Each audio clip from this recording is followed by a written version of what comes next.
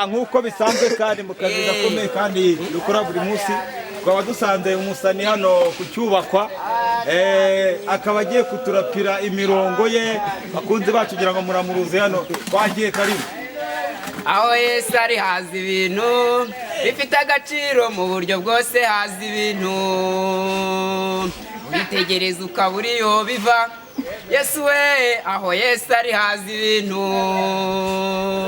aho Yesu ari hazi ibintu bifite agaciro mu buryo bwose, hazi ibintu uritegereza ukabura iyo biva.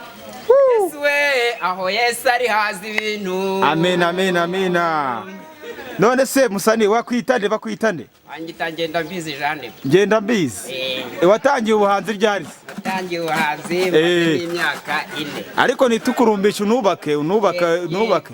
Ashize imyaka 4. Ashize imyaka 4. Ufite impano yo guhanga? Yego. Ufite indirimbo zingahe?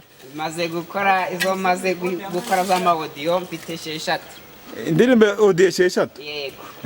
Izindi mfite ntabwo nari nazikoresha, sinabona amafaranga. Ufite izo wagiye muri studio, None se wasa neza. Yasa neza nyine. Kubiganiririza umeze na nyarudindiri. Ari ikibazo sikosa. Niko ubwo wafashe amafaranga yawe ujya muri studio neza. Cyane rwose. Wakoze indirimbo zingahe za audio? 6. Ubu se uzasohora album ryari? Album ngo ndi gushaka amafaranga.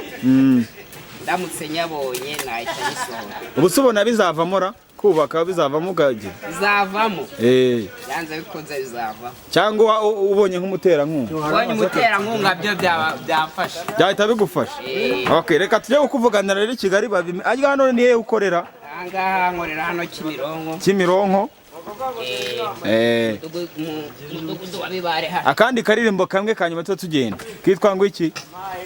Indi ndirimbo yitwa Intwaro z'intambara. Gacisheho. Intwaro z'intambara tuzazisiga, intambara twarwanaga izabirangiye. Haleluya. Aho tujya mu ijuru nta ntambara ibayo, n'amahoro masa mu bwami bw'ijuru. Amen.